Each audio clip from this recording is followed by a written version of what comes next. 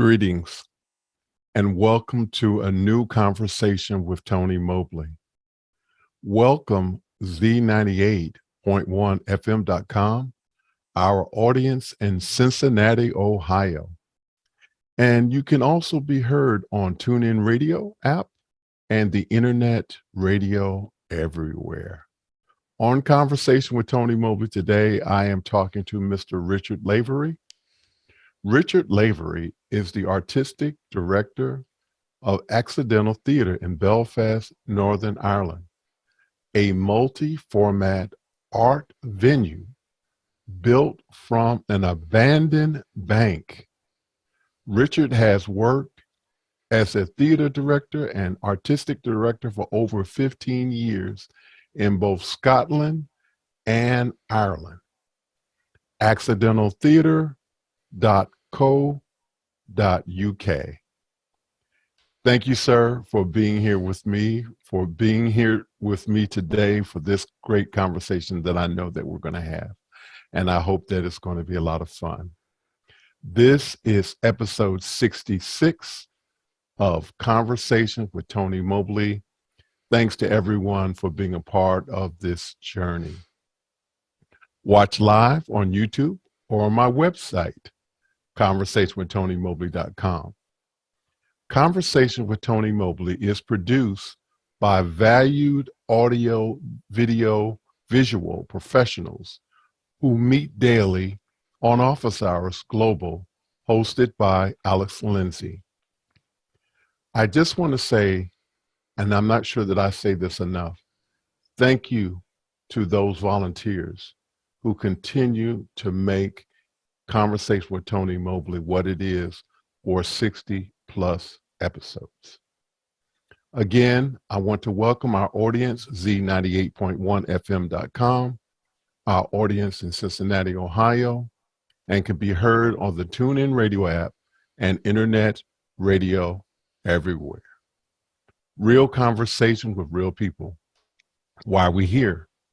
We're here because life has provided me the opportunity to have real conversations with real people. Last week, we had a great conversation with Mr. Dave Trotman. And I am thankful to, again, the team behind Conversation with Tony Mobley. I want you to register at Conversation with Tony Mobley so that you can participate in my interactive chat. It's called Mukana, and it is courtesy of Alex Lindsay of 090. For Mukana chat, it's a chat where you are able to write your questions, and those questions can be voted up and down. And the questions with the most votes are the questions that we make sure that we get to answer. Ask your questions in Mukana. Again, go to my website, conversationwithtonymobley.com, register. And if you like what we're doing, if you like this conversation, past conversations, we ask that you like and subscribe. Set that bell to all notifications so that you can be reminded of upcoming conversations. And now we are going to go to our guest today, Mr. Richard Lavery. Thank you, Richard, so much for being here. And so the question that I want to ask you, the first question that we thought was going to be a tough question has been removed. So guess what? We're not going to ask that question. We're going to get right to it. So what lessons have you learned from your parents that you are using today? Thanks very much, Tony and team, for having me on. Yes, well, we removed obviously the toughest question, and then we followed it straight up with an equally tough question. My parents, like I suppose lots of us, they instilled some very core things. I think love and fellowship with for human beings kind of is like one of those big ones. You know, they give me lots of things like my love for the arts and kind of core kind of principles of who I am. But I think there's a great love between my father and my mother that just kind of has instilled itself in everything that I've done since then. And it's one of those things that I think often gets overlooked. You know, I could easily say, as I mentioned, that their love for the arts, their love for drama and theatre and music and performance is very influential on me. But I think whenever you asked it, just something about their relationship and just how they treated one another has kind of been key in I suppose who I am and how I, you know, myself and my wife relate to one another, how myself and other people relate to one another. So I think, yeah, a strange answer possibly, but that's what came to mind when you asked it. I'm just curious. You shared that they had a love for the arts. Were they part of the community? No, I mean my my mum in later life joined an amateur dramatics group.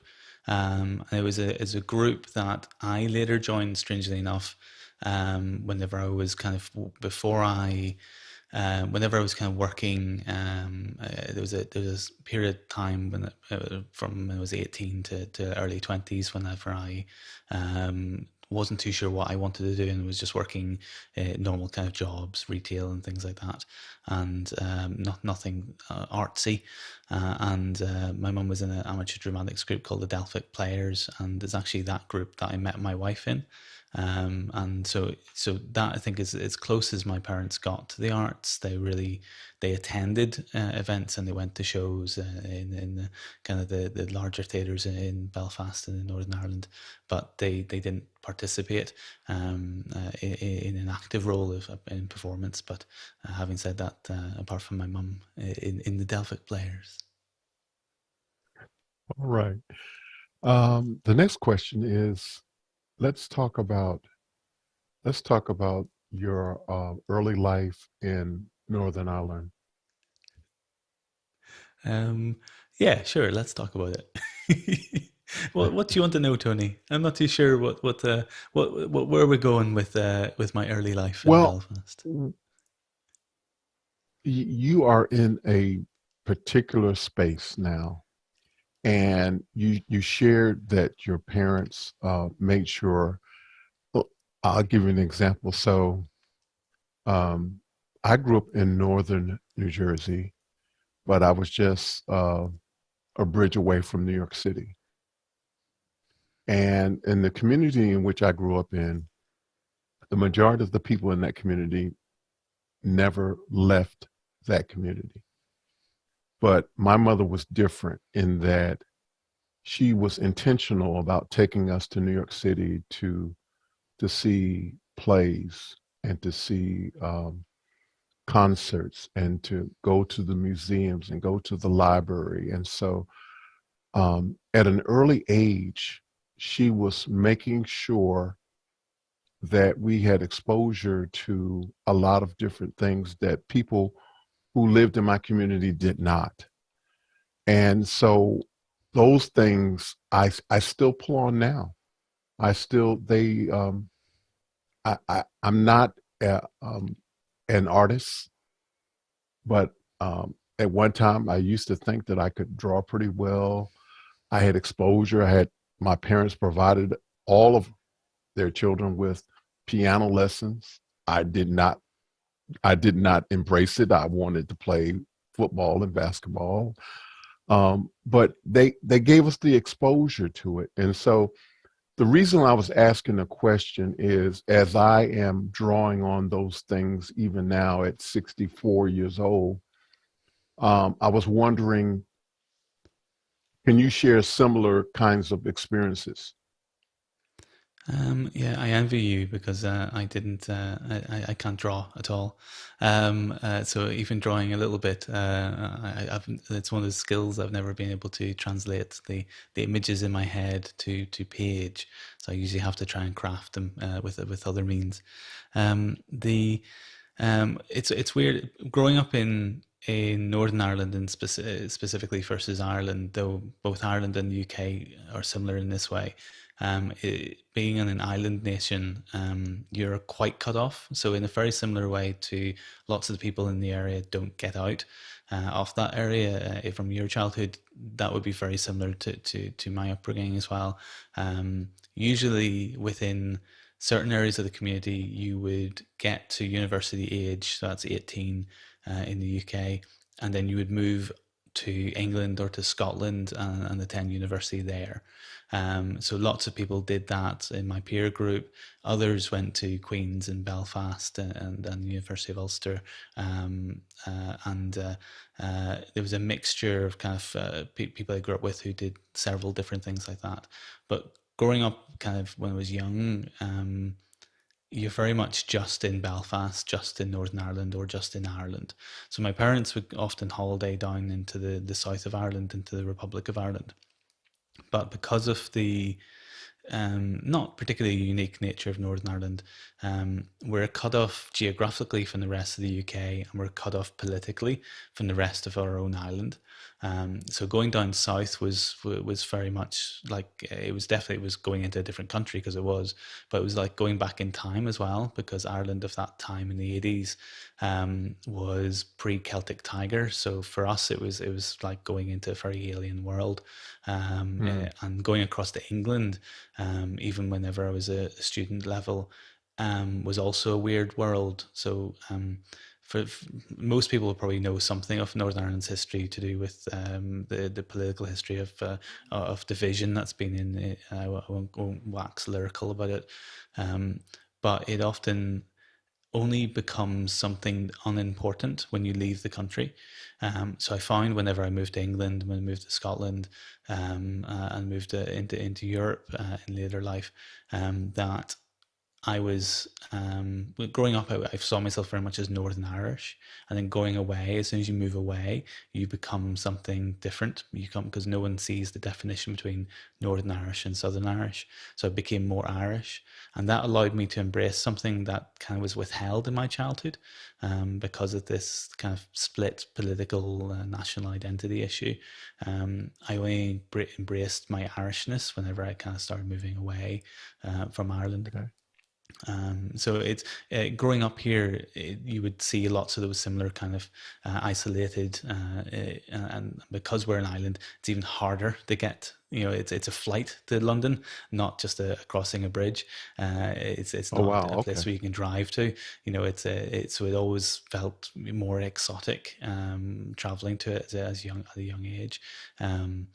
So we would do a lot of different arts things in Northern Ireland, but we wouldn't often get to the rest of the UK. So it wasn't until teenage, years, when I was 15, where I got to go on much more longer travels. My dad was an academic. He taught in University of Ulster, and he would then often get international conferences to go to, and because his hotel and flight was paid for, they would be able to afford to take me sometimes. So I got to go to Singapore and Hong Kong and Australia at 15. I got to go to kind of the continent in Belgium and different places like that. So I got out through those kind of means, and that gave me I think again, going back to the first question, my dad was when he was young in the merchant navy, so he traveled the world at 15, and then they instilled a lot of those kind of different world traveler, world kind of outlooks in me from a young age, and then I got to actually experience some of it.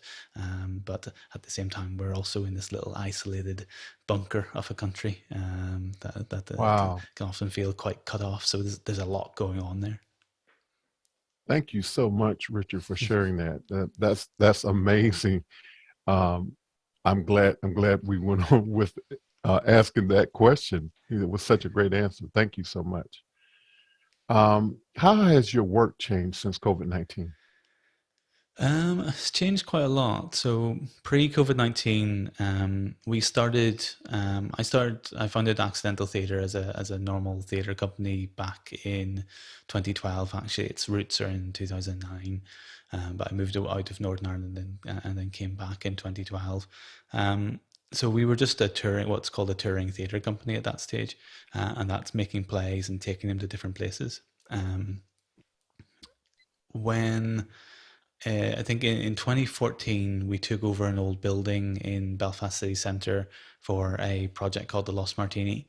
We actually took over another building in 2012, but the first proper building kind of takeover was in 2014-15, and that kind of gave us this interesting taste for not just creating art, but creating art with architecture. So taking over unused spaces and converting them for artistic, purposes. And in 2016, this I think the place we were inhabiting at that stage, the landlord took it back, and we were left with this choice: do we let it all go, or do we do something bigger? And I was very much of the kind of thought process of that. We'll do something much bigger, and go big or go home. And it's this kind of thing of um, if this didn't succeed, then I probably would have left Northern Ireland for good at that stage, because in 2015 and 2016, myself and my wife we were in Italy, and then we were in Belgium, and we moved back to Belfast to close down what Accidental was at that stage. And then I decided in early 2017 to try something different. And then that's become what we are right now today. We took over this old bank, we converted it into a theatre and into rehearsal space and into office space.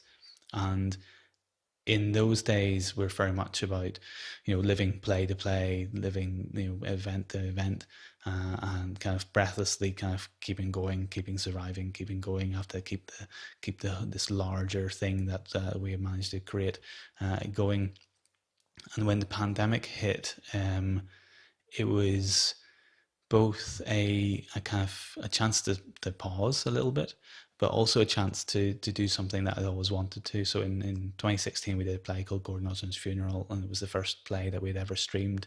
So when I set up the building that was to become Accidental, I designed it with internet in mind. We had a couple of PTZ cameras, we had kind of skills in using Wirecast and other things like that.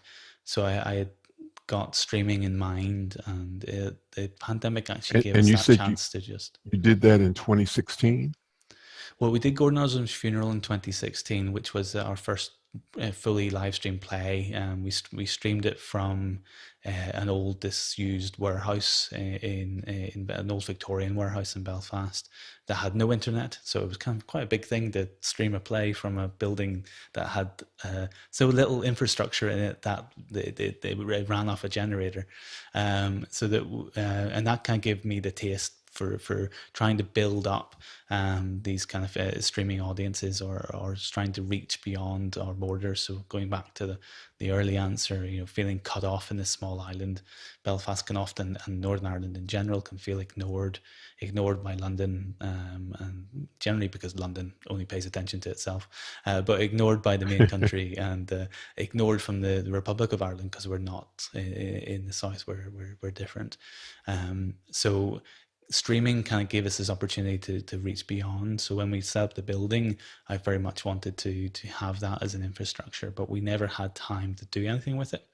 So COVID, once we got over the kind of, oh my goodness, how are we going to survive in the short term, it gave us this chance to sit down and think about, well, how do we serve our audience? What is a building in this COVID kind of times? What is a physical venue? Is a venue where people come, or is a venue that a place that helps facilitate conversations, facilitate art, facilitate a person being able to build a career, build an audience? So we kind of moved into this venue in the cloud kind of direction during the two years of the pandemic, and obviously the pandemic might be over, probably isn't. So we're still kind of going down that kind of direction of what is a physical building when you can't access it, or where your audience might not actually be in the country that you're in. It's one of those weird, unique things of small countries like Northern Ireland, where your audience might be actually further afield. It won't necessarily be in the city that you're in, because there's only so many. A small population like Northern Ireland, which is 600,000 in Belfast, 1.9 million across the country, can only serve so many artistic projects. There's usually just a demand for very narrow artistic events, very traditional theatre, very traditional music. Whereas reaching your tribe, reaching your audience might actually be much further afield, and might just be about trying to connect the artists in Northern Ireland with artists around the world. So that's what COVID kind of gave us, this whole idea of where to go and where to kind of trying to develop as a venue, and how to serve a much wider audience. So our work is returned to what we were doing, but with this added benefit of this kind of larger aspect, larger ability, larger platform to reach a much further audience. Thank you so much for sharing that. There's a question that's been asked by Clark Lopez Waterman, but I can't quite see it. But I'm going to try to remember what it said. Do you think that there is a conflict between traditional theater and streaming or virtual theater? Is there a Um, conflict? yeah, I mean, in the same way that there's a conflict between film and TV and theater, and there's the online streaming events and online streaming theater and performance is I very much from the beginning of the pandemic. A lot of us thought of it as a different platform. So it's not replacing theater. It's a new medium on which to take advantage and develop. Um, the ecosystem around online events is still in its infancy. Even though it's really easy to stage an event, it's very hard to monetize, and it's very hard to build up a reach, especially for smaller events like us. And then on the larger scale, it's very hard to develop the contractual obligations for large companies to meet, without knowing that they'll make the revenue back. So larger touring events, larger theatre shows that we've seen in the UK, often have stayed away from streaming, because it's too contractually difficult, and possibly financially difficult to do. Whereas younger artists and smaller artists who we tend to work with are much more interested in staging their play online. But it's still very much just a broadcast of what they're doing. So there is that tension between, well, what will we do with this new kind of platform, this new distribution model? Do we just distribute what we've been doing all along by just filming it, hopefully better than just a camera at the back of the room, more angles, more quality, but it's still not really taking advantage of the interactivity of the platform, the reach of the platform, the engagement potential of it. And a lot of that started to get really interestingly experimented with over the pandemic, but there's still a slight hesitancy over what to do with it. I remember talking to an artist who was developing a play during the pandemic, and wanting to stage it with us as one of the first outings of it. And I talked to her and said, will we stream it? What would you like to do with it? And she didn't. A lot of artists don't quite trust the platform. They feel like they're once it's online, it'll be out there and never touchable, or people won't get it in the same experience because it's not the same shared experience that theatre is. So I think there's a lot of mistrust of it, and there's a lot of unsureness about it, and there's a lot of people not taking full advantage of what the platform can give. But we're early days. Do you think if it's done right, people will begin to appreciate the streaming theater performance? I think we can already see, even when it's not done right, people will appreciate it. I remember watching a piece from New York during the early pandemic, and it was an absolute piece of nothing, to be polite. But the audience was so kind and giving about it. So, they literally had to restart the entire show because just something in the back end hadn't quite worked, and the actors said, we're going to restart it. And this wasn't a stage performance. This was a Zoom style event where but broadcast through YouTube. So, I mean, it didn't hold together in any way, but yet the audience was so giving. So, please, yeah, restart it. Go for it, guys. It's no problem.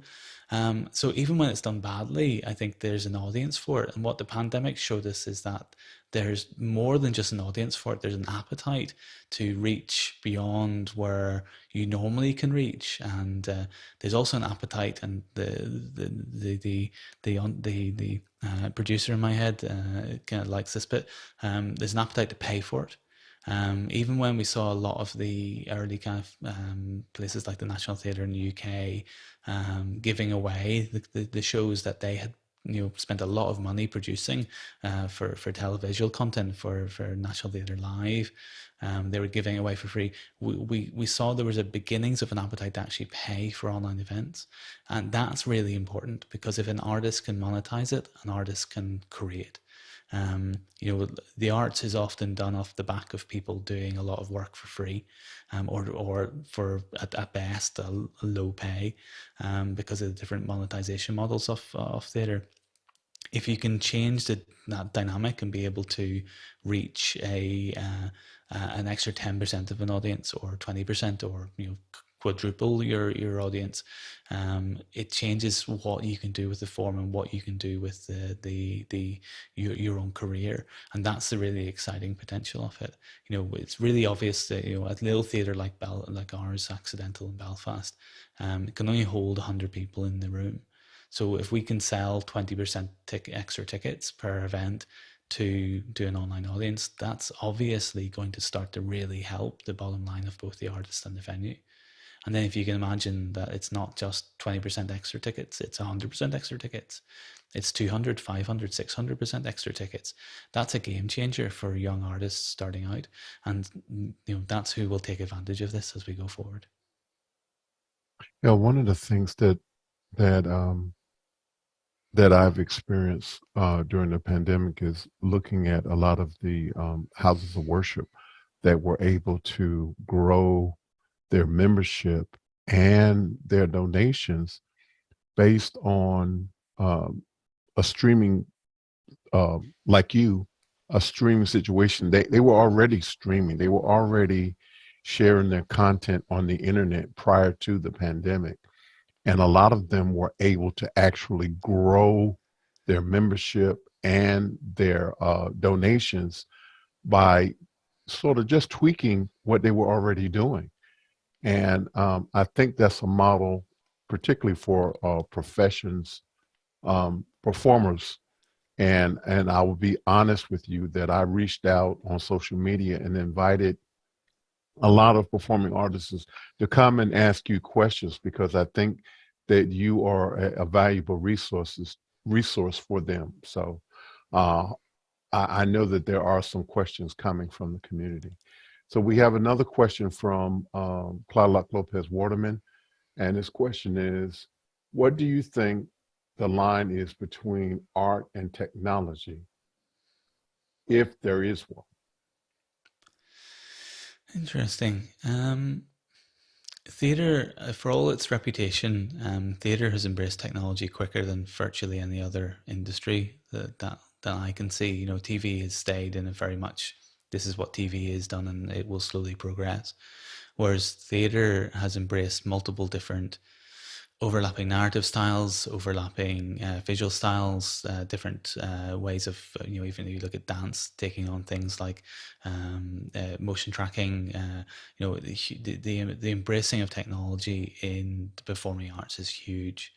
And usually artists do something much more interesting with it than you tend to get, especially with technology. Stuff comes out first as a tech demo, and it stays as something intriguing. But when an artist gets hold of it, it becomes something exciting and beautiful and heart wrenching. And the ability for artists that I've seen to adapt to new technologies is fascinating and incredibly inspiring.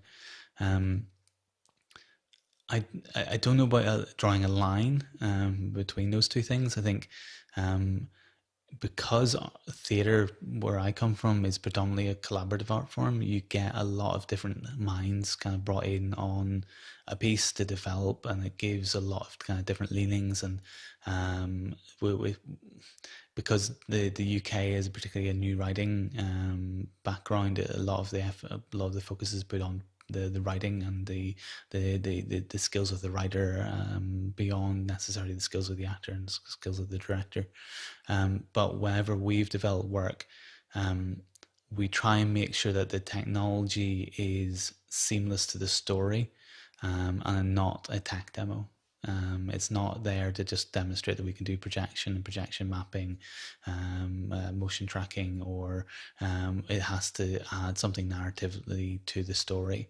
I don't know whether that's because that we come from a writerly background or more writerly tradition, but that's where a lot of the work that I've seen tends to have at the heart of it. It has to be adding something um, tangible to the narrative, whether that's an extra narrative or an overlapping narrative, or whenever we start doing work that would embrace multimedia kind of work, we would call it multi-perspective theatre, where we kind of bring a lot more ideas or thoughts or characters to the stage because we had the ability to record them and project them and interact with them in a different way. So That's yeah, I mean, wow. It's amazing that we are at this place where now those two ways of looking at it have really sort of they in some ways seem like they're opposites, but based on the things that you're doing now, it it seems as if now is going to be the time where they're going to actually sort of merge together and become this new thing. I So mean, thank you so much. I think in terms of technology, artists have embraced it for a very long time and in very different ways. So theater, especially, has been a place where you see innovation very across the board, usually. So add on the extra learning that people have done over the pandemic, the place of theatre in the artistic landscape would be quite exciting, especially technologically. I think we saw that in the early pandemic. Theatre embraced Zoom theatre and other types of interactive theatre much more quickly than I think anyone expected. And theater is a place where you're welcome to try new things and to Mm. experiment. You know, I'm not a theater person, but I do know that even when you're doing the same play over and over again, it may not be the same play from night to night in terms Mm. of what happens between the actors and the audience. Yeah, there's an entire school of thought and school of training around that from a chap called Mike Alfred's. They're called Different Every Night, and it's a whole training program on how to make sure it's that the play is different every night, because it always is. Absolutely. Thank you so much for that. We have a question from Bryant Shan. And Bryant Shan says, where do you think the line, the question is, how does the artistic community in Ireland support each other? And that's from Bryant Shan. Interesting question. Because Northern Ireland is quite small, it has a very tight knit artistic community. So, having worked in Scotland, where they also have quite a tight knit community, and in England, where that community is much more spread out and more diverse and slightly more cutthroat, the community in Northern Ireland in particular is very much. Uh, the delineation between community theatre and professional theatre is much more narrowed, because there's much more of a family feel, a connection to the grassroots of theatre as well as the connection to the higher professional theatre. So you find there's a lot of support amongst the different venues. The pandemic actually got all the venues, especially in Belfast, to talk to each other a lot more than ever before. We had meetings about mutual support. We had meetings about lobbying the government for support. there was a lot of coming together of the different levels of the community. So it is a lovely kind of, it's one of those benefits of having a small place that's not too small. It brings people together quite quickly, and there's a similar feel to across the border in the south of Ireland. There's a slight disconnect between the north and the south, but that's becoming more and more narrowed and evaporated over the years. And we have another question from Bryant Shan. Can you elaborate on the Belfast method of remote production? I can do. Mr. Shand might be aware of some of this, but the Belfast method is something that, strange enough, Alex Lindsay coined whenever we first started doing projects. I didn't really like the name at the beginning, but that's because I'm from Belfast. But the idea essentially is that a venue like ours can have things like their lights, the sound, the camera equipment. It can be remotely controlled from anywhere in the world. And there are different tools that have been developed that we can take advantage of to make our theatre more accessible to artists from anywhere. And that can be about artists controlling those systems. So doing lighting design, doing sound design, doing camera design and graphics. Or it can actually be about bringing artists from other places into audiences in our venue. And these are the kind of push and pull between those two things is the really exciting thing of the next couple of years, is the idea where you have a show that has an international crew but a local artist, and then vice versa, a international artist who's coming and connecting with a local venue and local audience. So this is the kind of the heart of the Belfast method, is this idea of remote controlling a venue from a crew anywhere in the world. And I will share that Tony Mobley in metropolitan Atlanta has had an opportunity to control the cameras in Belfast, Ireland. So I just want that to be known. It hasn't happened a lot of times, but believe you me, Tony Mobley in metropolitan Atlanta has had an opportunity to control the cameras in Belfast, Ireland. I just want that to be known. And thank you, Well, Tony, you're Richard, more so than much welcome to for that continue. opportunity. You're more than welcome to come and control the cameras anytime. All right, thank you, sir. We have a question from Douglas Carmichael, and he says, "Are there any plans to bring back Belfast Method events for the office hours community?" Yeah, certainly. I mean, the interesting thing is that there are actually Belfast Method events every single week. They're just that we don't often maybe mention them on the office hours community as much as we used to, but we actually have events literally every week. We have regular events that are then streamed out from Belfast, and they have crews around the world. So there's a constant opportunity there that's happening in the background. We tend to, because these events are for artists that are based in Belfast, we tend to be quite specific about crew members who come in, but we are also quite open with how people join and how people start to build in through it. So anyone who's interested is more than welcome. We also launched about a month ago a training program, which is then basically taking the idea of what the Belfast Method is and then professionalizing it, and then making it a program where people can control the cameras, get hands-on experience, but also get an idea for the systems behind it, trained on how to use them, trained on how to build them, and this is all kind of all the details are on our website. So it's about kind of getting a more hands-on, practical training system, and it's all based around the Belfast Method. And can you share that website one more time? I can do. It's accidentaltheatre.co.uk. And I will say that because we have an international audience, it's theatre spelt in UK tradition. So it's with an RE at the end instead of ER. So accidentaltheatre.co.uk. If you Google my name and accidental, you'll probably find it. Okay, and I want to ask you one more question. So, can you share briefly the point of entry for those people that want to participate in the training? What Yes, do they need to have? they don't need anything other than usually a decent internet connection is very helpful. But the point of entry is as low as a web browser and a good internet connection, or as high as you can physically be in the building and control the cameras and learn the cameras more intimately. So we offer two different tiers. One is remote production and one is physical production, and you can join in on either. But it can be That's really, the fantastic. barrier to entry is really low. It's essentially most of the work that we do is controlled through a web browser. So at least initially when you first get your hands on.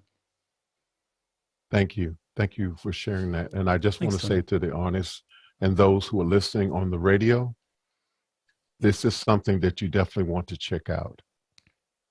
Hear me when I say this. Those of you who are listening on the radio and those of you who are watching this on YouTube, you want to follow up with this. This is important. This is something that will help you going forward. All right, our next question is from Zachary Sorensen of Australia. I can't quite read all of it, but it says something about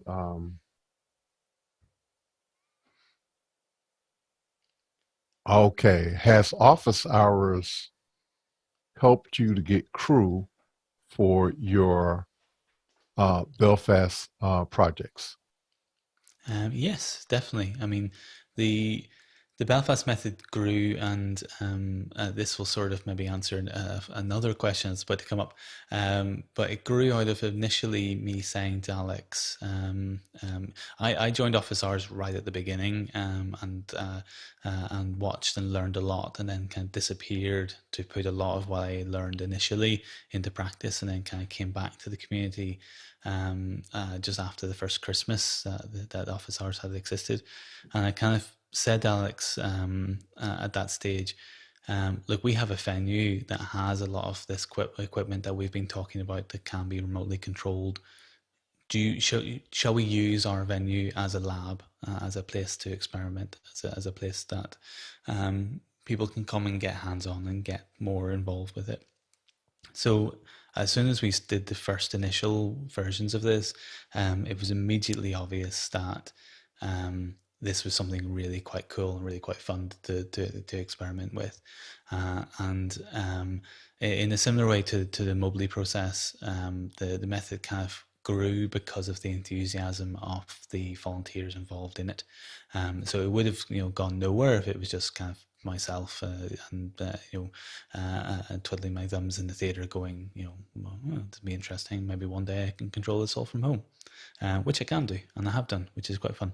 But it would be go nowhere without the volunteers of who've kind of come on board and said, yes, I want to learn more, I want to get involved, I want to get hands on, I want to people who've never used the system before, who have now done 60 odd shows with us. So yeah, we've definitely benefited hugely from the fantastic talents that have come through Office Hours, and we hope to continue to keep the to keep the relationship with Office Hours growing. So I will add that to the training program kind of grew out of the method, but it's not like any of the Office Hours community can't still come through the normal Office Hours way. It's just that the training program is there to structure it. So I'm not saying if you're part of Office Hours, if you want to do Belfast shows, you have to go through the training program. No, that's just a separate thing that we're trying to develop to help find new ways of monetizing shows and monetizing the experience that's built up within the team. If you're part of the Office Hours community, you're always welcome. We'll be more specific with certain shows.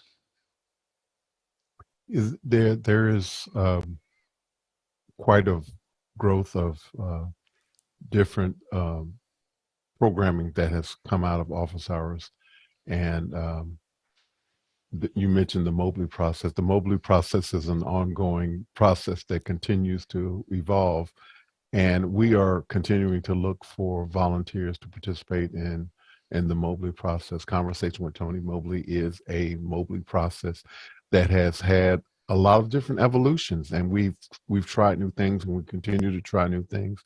And it's the opportunity to get your feet wet, and we encourage you to participate in the Mobley process. Continue to look out for more opportunities to be a part of the Belfast Method, as well as Birding with Lois. And so that there are other community conversations and streaming methods that are going on. And go to officehours.global, and you can participate in a lot of different venues for learning this streaming virtual thing in a variety of different ways, with a lot of cutting edge technologies, both hardware and software. It's amazing. The next question is, Douglas is back again with another question about the Belfast Method. Could you see the Belfast Method taking hold outside of our community and changing the nature of how productions slash broadcasts are done? Yeah, I think if you look at a lot of what Jeff Keithley's doing and a lot of kind of even what the 090 are doing, you can already see that methodology, the remote production methodology, the decentralized crew methodologies are already there, and they're here to stay. I think I'll talk more specifically from the perspective of small theaters. I can see a huge potential there for lots of small theatres to have, access to crews who they can rely upon for across multiple different shows, who are all not in the physical location. This help them reach an entirely different talent pool. Also, it'd be more cost effective. But there is a very significant investment that's needed up front, and that's quite difficult for different arts venues to access. To say, even if you look at the networking, the potential's there. It just might be a slow investment for smaller theatres like ours. But if I circle back to the one of the previous answers, again, if you look at small venues that have a specific capacity of 100 or 300 people, 20% more ticket sales, up to infinite potential extra ticket sales. It's such a huge potential that I think it'd be a shame if more venues didn't take advantage of it. So I can easily see it grow and grow and grow. But the remote production model is already in use in lots of places. Thank you, Douglas, for that great question. Um, Scott Gleason asks, Richard, thank you for sharing your history. What percentage of you is an artist, and what percentage is a business producer? Hmm. When can I buy a ticket for your performance? For my performance of my one person play, Richard, business person or artist? Well, I don't know, Sky. I might have to talk to you about performing for me on that. No, I think the line between business or producer and artist is one of those constant tensions. I think I remember in my early career asking an artistic director of a local theatre company here called Tinderbox, Mick Duke, how much time do you get to be a director versus being, essentially an admin person? And that tension was very, very obvious all the way through. He just said, it's just going to be one of those things that you have to fight constantly. So what I try and do is I try and make the business as artistic as the actual being a director, as the actual being a producer, and try and be excited and dynamic in what style of theatre I'm trying to produce, and what I'm trying to program, and what I'm trying to make, in both the kind of the aspect of the building itself is my large theatre project. It's a large immersive theatre project, and that's how I see it. Unfortunately, there is still a lot of time spent in front of spreadsheets, and there's only so much you can do to make those interesting. But the building to me is my large scale immersive theatre project that is constantly running every single day. If you want to see a theatre show or a performance or anything at Accidental Theatre Sky, you can book a ticket anytime you like. And I just want to add that that Richard, what I think you have done is laid out a blueprint for performing artists and musicians that could be expanded in a great way. And Alex Lindsay had referenced a lot of time about a lot of the major headliners are reducing the amount of in-person concerts that they're doing, and some of them are actually beginning to stream some of their concerts and reduce the number of concerts where they're in person, and they in some ways are actually um, increasing their income by actually not having to travel as much and being able to produce great shows. Yeah, definitely. I mean, I think for us, for where I'm at, I often describe it as grassroots level. So it's where an artist is starting out or is early in their career. Um, and that model doesn't work in the same way for them, but it can do. Because I mean, going back to kind of the business hat, finding your tribe, finding your audience and building that audience, and without having to leave the country, I think is a huge opportunity.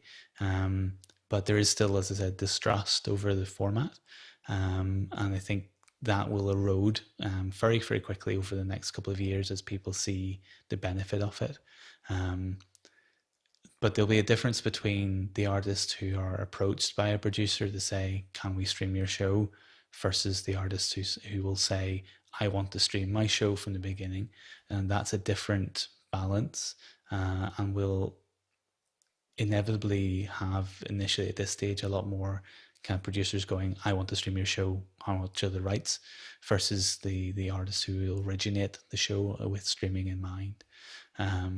But I Mm, think that will flip over time. It just takes time, and it takes the platform to be successful. If streaming becomes unsuccessful, which I don't think it has shown itself to be, it will slowly dwindle. But even in our work, where we're not even pushing tickets hugely internationally at the moment, it's one of those things that we're developing the skill set behind it first, and then as soon as we have the resources to kind of start to kind of advertise it further and further afield, then I think we'll see a much huger uptake for artists here. And even if you go back to way at the beginning of our conversation, Tony, your point about being in a specific place and kind of feeling cut off without traveling to New York to see a big Broadway show or a big off Broadway show or just a tiny show off Broadway, um, will become less and less of a problem because you can be anywhere. And this works in two directions. You will be anywhere and be able to see a show in any different country, but you can also be an artist anywhere and be able to reach an audience in much further afield and build a sustainable career. So you don't have to leave your hometown if you don't want to. You don't have to go to the big smoke of London and Los Angeles and New York unless that's something you want to. So those towns won't have the same level of brain drain. They won't have the same level of talent the drain because people can build careers and then base themselves anywhere. We're seeing that with obviously with tech, and coders can be based anywhere now. They don't have to go to San Francisco. Artists absolutely. might even have the same renaissance. We don't know. We'll see. But I can certainly the opportunity is there, and that's one of the exciting things. We have a question from Josh Kaufman. Um, Food, clothing, and shelter approximate. approximately our needs. Art, art has differing. Say that one more time. I'm sorry. Axiomatically our needs. Art has differing levels of importance depending on who you ask. How necessary is the need for art in your opinion? Are there benefits to the wider community that some may have missed? And unfortunately, Richard, we're running out of time, so I need you to be brief with the answer. Brief with the longest question we have all With night. the Uh, longest question from that. Well, that's Josh Kaufman. That's what he does. yeah, I mean, the arts will always face this constant justification for why it exists. For me, there's no justification to be made. I mean, our artistic work is in everything we do, from the posters that we see walking on the street, to the graffiti we see, to the performance we watch on TV. I mean, literally, arts is in everything. There's a reason why it exists, and it's not about need. It's about a desire to reach out and connect with one another, reach out and trying to explain one another to each other in a ever more complicated and horrible world. The arts will always have the need to justify itself, apparently, but the need is, the arts exists and exists for a reason, and it hasn't gone away in many, many thousands of years. And I'm just going to say briefly that I think art informs everything, and you don't. We are not who we are if you take art away. And I'm just going to stop there. Josh is back with another question. What developments in virtual productions could you see presently or in the future that might persuade a patron to choose the virtual performance over the physical when approximately is not a barrier? Approximation is not the barrier. Yeah, I think in Josh's question kind of gets down to the nub. If you are beside a local theatre, why would you choose a virtual version of it? The obvious answer is engagement. If an online show can give you agency in the performance, it can give you a role in the performance, and I don't mean performance, a role. I mean the ability to actually reach out and change the narrative of the show. Then virtual productions start to become more and more interesting. And there's a difference between just broadcasting a theatre show and an online event, an online theatre show, an online performance, a virtual performance. So just broadcasting a show is really standard, and I think the in-room experience will usually trump anything else, because it's about that shared experience, about being in the room together. Even though the online might give you better camera angles, better connection to the artist, because you'll see them more closely and more higher definition, you'll hear them better. The in-room experience will usually have primacy over a broadcast, but the more you can make your work interactive, the more that the online will start to take primacy over the in person. Thank you so much for that. Douglas Carmichael is back. Can you see resistance from the established industry players, unions, for example, if the Belfast Method took hold more boldly or broadly? I'm sorry. How could you sell the benefits of the method to those players? I'm sneaking in two questions in one there, Douglas.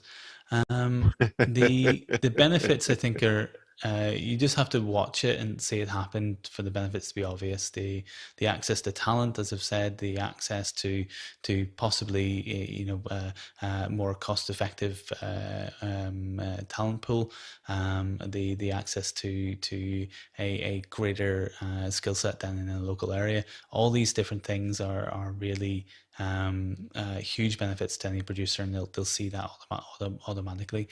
The barriers to trusting it are, if the internet connection goes down to your TD, what do you do? What's your fallbacks? Having those kind of systems in place will I think, as connections get stronger and as the ability to send more data down more pipes gets better, it will become more and more of a standard thing. And we see this in obviously F1, pipes everything back to England, and all these methodologies are being used. It's just whether they start to move into theatre and the live performance more. We'll see. I can't talk about contracts and unions because it's not in my wheelhouse. Again, we're a small theatre, so for us, there's been very little resistance in terms of crew. There's been usually excitement over who you get to work with, and gladness is maybe not the right word, but it's the only one that comes to mind, over having more support in the wider team and not just having to, where most events have to have maybe one technician, two technicians, if you're lucky. In larger theatres, and it's much more. But when we do streaming events, if we didn't have the other members of the Belfast Method, it would really just be myself and the team doing every single show. So getting to meet more people, getting to work with more people is usually very exciting, and the crew that the local crew that we have are usually very happy with it. Thank you, Richard, for that answer. Douglas has one more question. How can equipment manufacturers make their products Belfast friendly? Interesting. I'm not too sure I had the technical expertise to answer this properly, but having robust APIs, having robust systems for SDKs, having robust ways of making sure that the system is controllable remotely, having good interactions and connections with systems like Universe and Companion, all these different things would be very helpful. So basically, crack open your hardware and make it accessible. It would make things much easier, I think. Okay. Or make it really cheap. That'd be great. You make it really really cheap. Yeah, cut down those that's it. costs without sacrificing reliability. That would be great. You'd That's pick it. up so many That's it. people. We have two more questions, but we are out of time. So, and I had a couple of questions that I wanted to ask you about IBC and network and what projects do you have on the horizon, and we'll have to have you come back, Richard, so that we can get to some of the questions that we did not get to tonight. No So, problem. Thank you, Tony.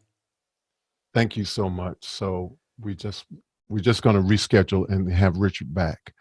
I want to give special thanks to Kimberly Mobley, Ron Mobley, Global Family and Friends, Alice Lindsay, Office Hour members, DVE Store, Liminal Entertainment Technologies, Byte Hive, Video360.com, ApprovalLoan.com, Cloud Bedrock LLC, Ken Jordan, Jonas Dittel, Aaron Huslich, Sherrick Cheetah, David Brady, Marcus Lee Folk, Richard Lavery, Chris Fenwick, Manolo Lozano, Jeffrey Powers, Bo Cordell, Mickey McAchura, Hasmont Geiger, Doug Mola, Laura Thompson, Brian Shan, Dennis Champion Walker, Roscoe Jones, George Brothers, Joshua Minden, Daniel Maxwell, Taylor Sunderhouse, Adrian Allbeck, Michael Marv, Zachary Sorensen, and conversation with Tony Mobley, producer, Clyde Lopez Waterman.